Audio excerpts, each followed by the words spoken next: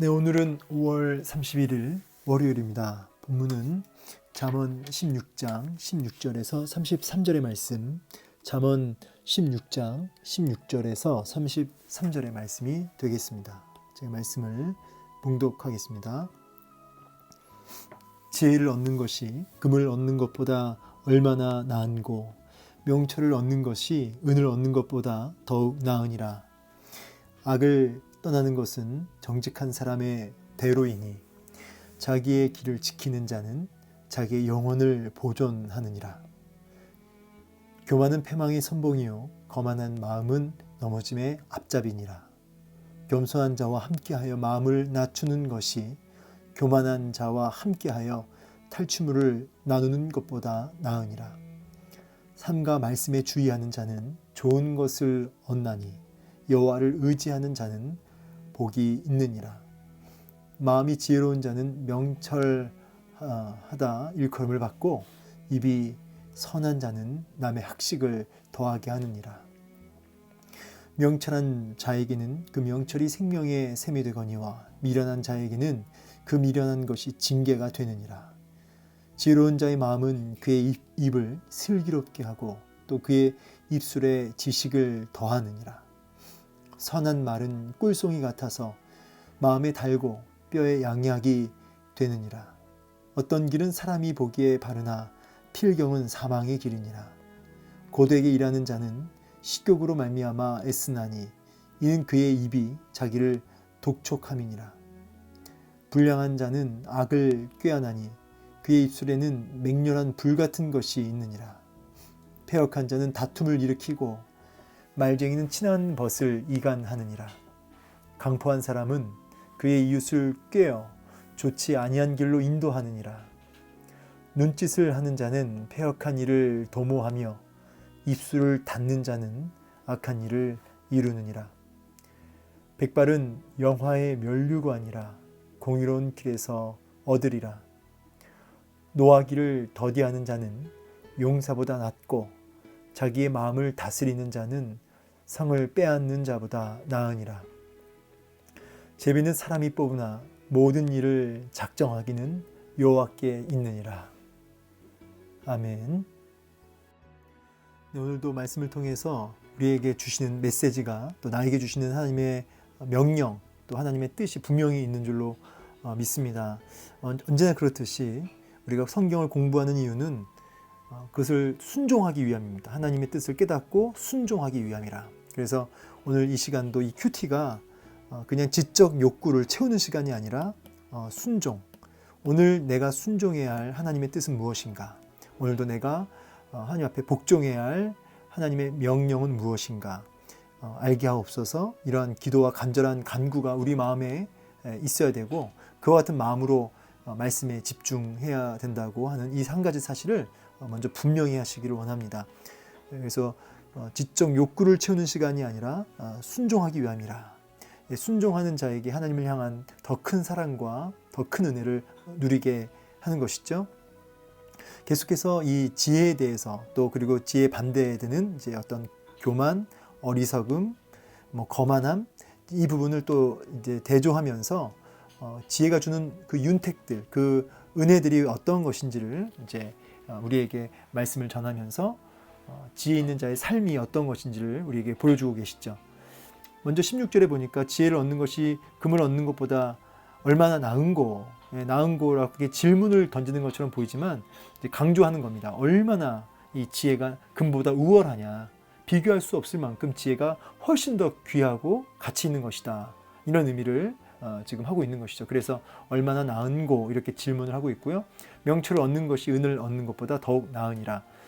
결국 금과 은, 또 지혜와 명철 이 두 가지를 대조하면서 이 땅에서 가장 귀하게 여기고 가치 있게 여기고 어떻게 보면 가장 그 힘으로 여겨질 수 있는 능력으로 여겨질 수 있는 모두가 가장 가치 있다고 생각하는 그 돈, 금, 은 자 이것에 비할 수 없을 만큼 더 가치 있고 더 우리의 삶을 윤택하게 하고 더 강력한 힘 가장 가치 있는 것 그것이 바로 지혜와 명철이다라고 우리에게 말씀을 주고 계시는 것이죠.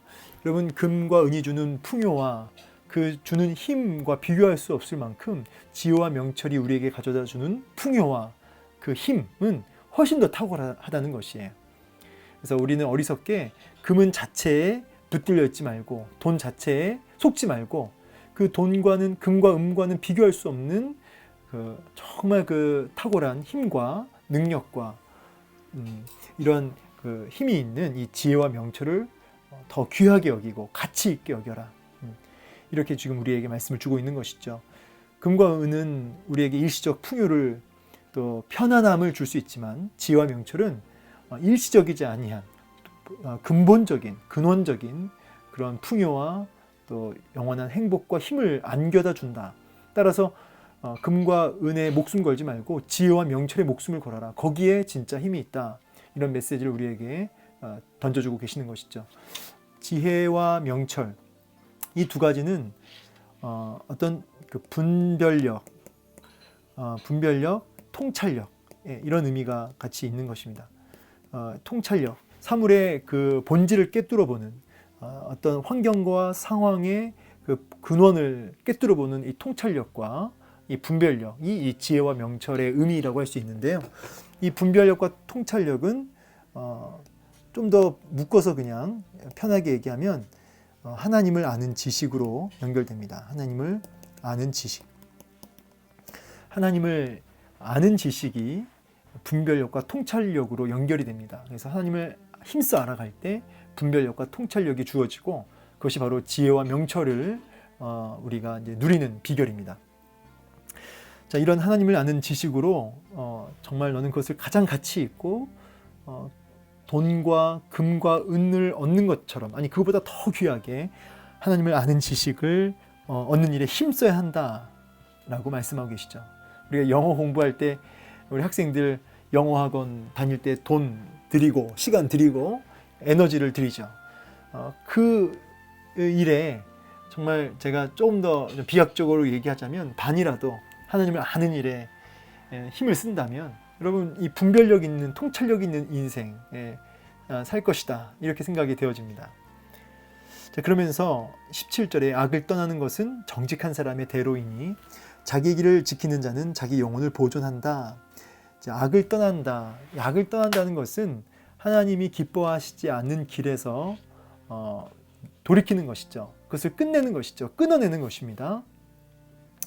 결국은 이 악에서 떠난다는 것은 크고 작은 나쁜 습관들도 포함됩니다. 나쁜 습관들, 그냥 젖어 있지만 하지 말아야 할 것들, 하나님 기뻐하지 않는 것들, 그런 크고 작은 습관들에서 그것을 끊어내는 것이죠. 반복적인 그 습관들을 끊어내는 것.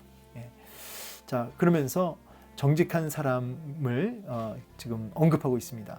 이 정직한 사람이라고 하는 것은 그냥 어떤 도덕적으로 윤리적으로 올바르다의 의미보다는 율법을 따르는 또 하나님에 대해서 바른 이런 의미로 이해할 수 있겠습니다. 그래서 결국은 하나님 앞에서 코람데오 아시죠? 코람데오가 뭐죠? 하나님 면전 앞에서 하나님 앞에서 살아가고자 하는 사람을 정직한 사람이라고 말씀드릴 수 있겠습니다. 정직한 사람이 사람의 대로이니 열린 길이다 이 말이에요. 열린 길. 정직한 사람이 마땅히 가야 할 길이라는 것이죠. 악을 떠나는 것, 하나님이 기뻐하지 않는 크고 작은 습관들에서 그것을 끊어내고 끊어내는 그와 같은 삶이 하나님 앞에서 살아가는 코람데오의 삶을 살아가는 사람이 마땅히 가야 할 길이라는 것입니다. 그러면서 뭐라고 얘기하냐면 자기 길을 지키는 자가 자기 영혼을 보존한다 그래요. 그러면서 이 정직한 사람을 지금 다르게 표현하기를 자기 길을 지키는 자라 이렇게 얘기를 하고 있는 것이죠. 여기 자기의 길을 지키는 자라고 하는 말은 여기 제가 신학적 고찰이라는 좀 어려운 말을 썼는데요. 예레미야 28장을 보면 그 예레미야 28장에 보면 그 하나냐라고 하는 거짓 선지자가 나오는데 그 하나냐와 또 예레미야하고 하나냐 거짓 선지자와의 어떤 이 싸움이 벌어집니다. 그러면서 진짜와 가짜가 어떻게 구별되느냐, 진짜와 가짜의 차이가 무엇이냐라고 하는 이 두 가지 요 메시지가 나오는데 여러분 진짜와 가짜 분별하기 너무 어렵죠. 겉으로 봤을 땐 똑같아요. 근데 결정적 차이가 나오는데 그것이 무엇이냐면 이 하나냐가 예레미야를 통해 선포되는 하나님의 말씀을 아주 그냥 사람들 보는 앞에서 망신을 주고 박살을 냅니다. 그러면서 자기가 말하는 것이 하나님 뜻이라 이렇게 얘기를 하죠. 그때 예레미야가 참 망신당하고 어떻게 보면 분노가 일 수 있는 그런 상황에 이 예레미야가 그때 어떻게 하냐면 한번 이 28장 11절 말씀을 한번 읽어볼까요? 한번 찾아서 읽어보면 좋겠는데요. 한번 제가 읽어보도록 하겠습니다. 모든 백성 앞에서 하나님가 말하여 이르되 여호와께서 이와 같이 말씀하시니라. 내가 2년 안에 모든 민족의 목에서 바벨론의 왕 느부갓네살의 멍에를 이와 같이 꺾어버리리라 하셨느니라. 자, 이거는 지금 예레미야는 뭐라고 얘기했냐면 우리는 포로로 끌려가는 것이 하나님 뜻이다.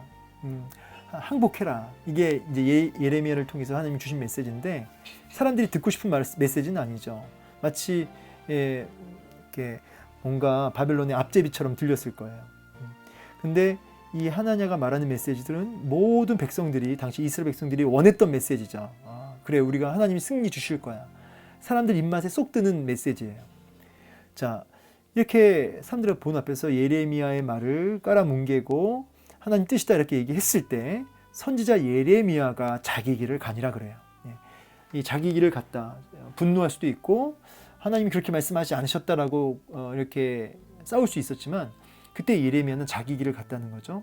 여기서 말하는 자기 길을 갔다는 말의 그 의미는 뭐냐면 하나님의 뜻을 확인하러 갔다 이 뜻이에요. 하나님의 뜻을 확인하러 갔다. 그러니까 여러분 굉장히 중요하죠. 이게 진짜 선지자의 그 아주 결정적인 모습입니다.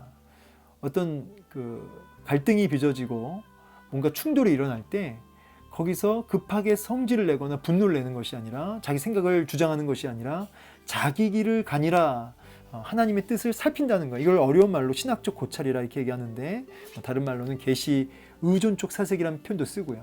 하나님의 뜻을 물으며 찾으며 구하는 이러한 모습이 자기 길을 가니라. 여기는 자기 길을 지키는 자라 이렇게 얘기하고 있습니다. 자, 그에게 자기의 영혼, 사람을 구성하고 있는 가장 그 본질이 영혼인데 그 영혼이 보존된다라고 얘기하고 있는 것이죠. 그 영혼이 산다. 자, 이렇게 정직한 사람, 하나님 앞에서 살아가는 사람은 크고 작은 습관, 악한 습관을 끝내는 사람일 뿐만 아니라 항상 하나님의 뜻을 고찰하고 확인하고 고민하는 사람이라 그가 자기 영혼을 보존하는 인생이다라고 우리에게 말씀을 주고 계시는 것이죠. 이게 이제 지혜자의 삶인 것이죠. 그러면서 이제 반대되는 게 뭐냐면 교만이죠. 교만은 망하는 길에 앞잡이, 선봉이라고 하는 것이죠. 거만한 마음은 넘어짐의 앞잡이다. 이 교만과 이 거만은 이제 그 같은 의미로 쓰여지고 있고요. 교만과 거만함의 이 단어적 의미는 이제 어떤 의미냐면 높은 곳에 올라갔다는 뜻이에요. 높은 곳에 올라갔다. 여러분 하나님의 뜻보다 더 높이 올라간 높이 있는 내 생각이죠. 내 생각. 이게 교만이에요. 이게 거만이죠. 하나님의 뜻보다 더 위에 있는 내 생각과 내 감정. 그것이 교만이요, 그것이 거만인데 항상 자기 감정과 생각에 붙들려 살아가는 이와 같은 상태를 교만과 거만이라고 한다면 그것이 패망과 넘어짐의 바로 그 앞잡이가 된다는 것입니다. 반대로 겸손한 자, 하나님 뜻 아래에 있는 마음, 하나님 뜻, 하나님의 말씀 아래 늘 굴복되어 있는 그 마음, 이런 겸손한 자는 복이 있다는 건데 얼마나 이제 보십시오. 겸손한 자와 함께하여 마음을 낮추는 것, 하나님 뜻 안으로 마음을 낮추는 그것이 교만한 자와 함께하여 탈취물을 나누는 것보다 낫다. 이 탈취물을 나눈다는 것은 굉장한 수익이 있다는 거고 당장 손에 뭐가 쥐어진다는 거죠. 그런데 당장 손에 뭐가 쥐어지고 뭔가 많은 풍요와 뭔가 당장 얻어지는 유익이 클지라도 하나님 뜻 위에 있는 이 교만한 자들과 그것들을 누리며 사는 인생은 패망과 넘어짐으로 결국 갈 것이고 당장은 뭔가 손해보는 것 같이 보이지만 하나님 뜻 아래 들어가 있는 겸손한 자와 같이 마음을 나누고 교제하고 하나님 뜻을 함께 교제하며 나누며 나아가는 그 인생은 결국은 하나님이 일으키신다는 거죠. 훨씬 낫다. 그러면서 20절에 그러므로 어떻게 살아야겠느냐. 삶과 말씀에 주의하는 것이 좋다는 거죠. 이 주의한다.